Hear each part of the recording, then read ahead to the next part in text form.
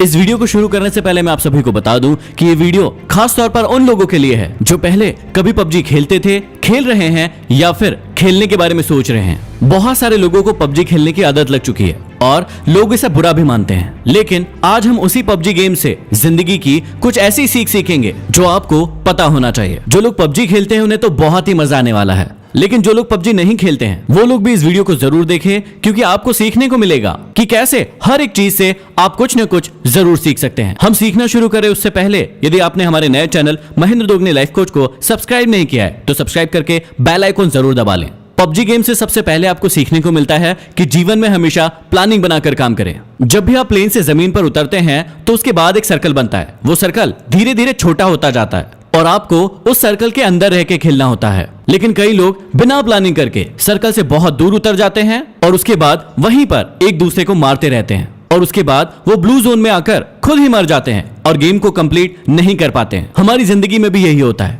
हम लक्ष्य कुछ और बनाते हैं और किसी और चक्कर में पड़ जाते हैं। इसलिए हमेशा याद रखिए, अपने सर्कल पर ध्यान दीजिए और उस सर्कल की ओर आगे बढ़ते रहिए। दूसरी चीज जो हमें सीखना चाहिए वो है कि भेड़ चाल ना चलें। जब भी हम प्लेन से उतरते हैं तो बहुत सारे लोग ऐसी जगह पर उतरते हैं जहां पर पहले से बहुत सारे लोग उतर रहे हैं। इसका मतलब हम भेड़ चाल चलते हैं और भीड़ का हिस्सा बन जाते हैं और फिर ज्यादा देर तक सरवाइव नहीं कर पाते। हमारी असल जिंदगी में भी यही होता है। हम सफल लोगों को देखते हैं कि वो क्या कर रहे हैं और उन्हीं के जैसे करने की, उन्हीं के जैसे बनने की पूरी कोशिश करते हैं और अपनी पसंद और नापसंद को कभी भी ध्यान में नहीं रखते हैं। इसलिए हमेशा याद रखें कि भेड़ चाल का हिस्सा ना बने, नहीं तो आप ज्यादा देर सरवाइव नहीं कर पाओगे। अगली सीख जो हमें पबजी से सीखने को मिलती है कि जीवन में हमेशा जरूरी सामान को ही साथ में रखें और फालतू के कचरे को इकट्ठा ना करें। जब भी प्लेन से उतरते हैं कई लोगों को आपने देखा होगा कि सिर्फ वो सामान इकट्ठा करने में लग जाते हैं। जो भी चीज उन्हें सामने दिखती है वो उसे फटाफट उठाने लगते हैं। वो ये नहीं देखते कि कौन सी चीज जरूरी है और कौन सी चीज जरूरी नहीं है। कभी कभी तो लोग ऐसा भी करते हैं कि बंदूक कोई और उठा ली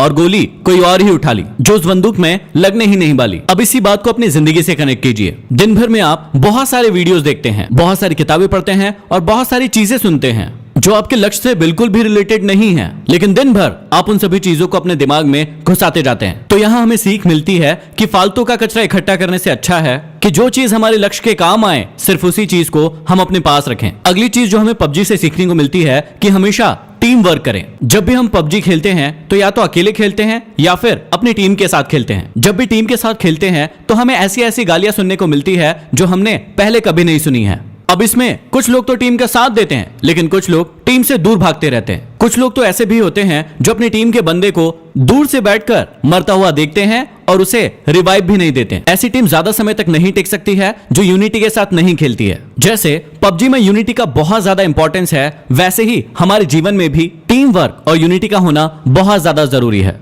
नहीं तो कौन व्यक्ति आकर आपको कम मार जाएगा आपको पता भी नहीं चलेगा। अगली चीज जो हमें सीखने को मिलती है कि हमेशा कमजोर साथी को साथ लेकर चले। जब भी हम पबजी खेलते हैं तो हमारे साथ कोई ना कोई व्यक्ति ऐसा जरूर जुड़ जाता है जो नया होता है और जिसे ज्यादा खेलना नहीं आता है, लेकिन हम उसका मजाक उड़ाते हैं। कभी कभी तो ऐसा भी होता है कि यदि आप 3 लोग खेल रहे हैं और 2 व्यक्ति वाली कोई कार मिली तो 2 व्यक्ति बैठकर उस पर निकल लेते हैं और एक व्यक्ति को पीछे ही छोड़ देते हैं। ना तो आपको पबजी गेम में ऐसा करना चाहिए और ना ही आपको अपने जीवन में ऐसा करना चाहिए। जो भी लोग कमजोर है उन्हें हमेशा अपने साथ लेकर आगे बढ़ना चाहिए। अगली सीख जो आप सभी के लिए बहुत ही ज्यादा इंपॉर्टेंट है, ज्यादा साधन जुटाने की अपेक्षा जो साधन आपके पास है उसमें बेहतर परफॉर्म करने की कोशिश करें। पबजी खेलते समय आपने एक बात बहुत नोटिस की होगी कि कुछ लोग ऐसे होते हैं जो सिर्फ सामान ढूंढते रहते हैं। उनका गेम पर ध्यान बिल्कुल नहीं होता है। वो जहां जाते हैं सिर्फ और सिर्फ सामान ढूंढते रहते हैं। खेलने के लिए उनके पास बंदूक होती है, लेकिन वो पूरे टाइम 6 का और 8 का स्कोप ढूंढते रहते हैं। उनके पास स्कारल बंदूक होती है, लेकिन वो पूरे टाइम कार 98 ढूंढते रहते हैं। और जब वो बहुत सारा सामान इकट्ठा कर लेता है तो सामने से एक ऐसा व्यक्ति आता है जो उसे छोटी सी गन से मार कर चला जाता है और उसका सारा इकट्ठा किया हुआ सामान लूट कर ले जाता है। इसलिए सीख को हमेशा याद रखिए, जो आपके खेल में भी काम आएगा और आपके जीवन में भी काम आएगा, कि ज्यादा साधन जुटाने की अपेक्षा जो साधन आपके पास है उसमें बेहतर परफॉर्म करने की कोशिश करें। अगली सीख जो बहुत ही ज्यादा जरूरी है कि हमेशा अपने आप को रिचार्ज करते रहें और हमेशा एनर्जेटिक बने रहें। आप सभी को बहुत अच्छे से पता होगा कि पबजी गेम में हेल्थ और ड्रिंक्स का कितना ज्यादा इंपॉर्टेंस है। समय समय पर यदि आप अपने आप को ड्रिंक नहीं पिलाएंगे, बैंडेज नहीं लगाएंगे तो आप बहुत ही जल्दी मर जाएंगे। ठीक इसी प्रकार से हमारे जीवन में भी होता है। हमें सिर्फ काम ही नहीं करते रहना है, समय समय पर अपने आप को रिचार्ज भी करते रहना है। अगली बहुत बड़ी सीख हमें पबजी से मिलती है कि शत्रु को कभी भी कमजोर ना समझे। जीवन में आपको कभी भी पता नहीं होता है कि सामने वाला शत्रु कौन है, उसके पास कितने साधन हैं, और ऐसा ही हमारे साथ पबजी में भी होता है कि उसके पास कौन सी गन है, उसके साथ कितने लोग हैं, उसके पास कितना हेल्थ है, ये आपको कभी भी पता नहीं होता है। इसलिए आप दबंग बन के उसके सामने छाती चौड़ी करके खड़े मत हो जाइए, क्योंकि कई बार ऐसा भी होता है कि एक नया खिलाड़ी भी एक प्रो खिलाड़ी को मार कर चला जाता है। कई बार हमारे जीवन में भी ऐसा ही होता है, हम अपने कॉम्पिटिटर को अपने से कमजोर मान लेते हैं, जो कि हमारी हार का बहुत बड़ा कारण होता है। इसलिए आप कभी भी शत्रु को कमजोर ना समझे। अगली सीख हमें मिलती है कि सही मौके का इंतजार करें। आप सभी ने बहुत अच्छे से सुना होगा कि मौके पर चौका लगाना, इसका मतलब होता है कि आप सभी को सही मौके का इंतजार करना है। कई लोगों को आपने पबजी गेम में देखा होगा कि वो खुलेआम घूमते रहते हैं और धड़ाधड़ गोलियां चलाते रहते हैं, लेकिन एक व्यक्ति दूर पर स्नाइपर लेकर बैठा होता है और एक ही शॉट में उस व्यक्ति को मार गिराता है। कई बार आपको लोग कहते होंगे कि छुपकर क्यों बैठा है, सामने आकर खेल, लेकिन कई बार छुपकर बैठना ही सही मौके का इंतजार करना होता है। इसलिए आप हमेशा जीवन में भी सही मौके का इंतजार करें और उसी के बाद एक्शन लें। और अगली जो सबसे बड़ी सीख है, जो जीवन का सत्य भी है, कि जब आप मरेंगे तो आपके अपने लोग ही आपके सामान को लूट कर ले जाएंगे। इसलिए जीते जी अपनी लाइफ को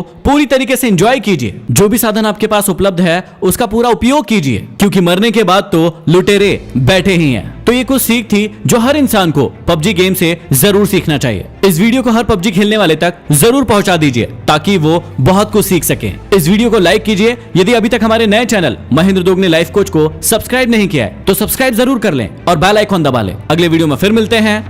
धन्यवाद।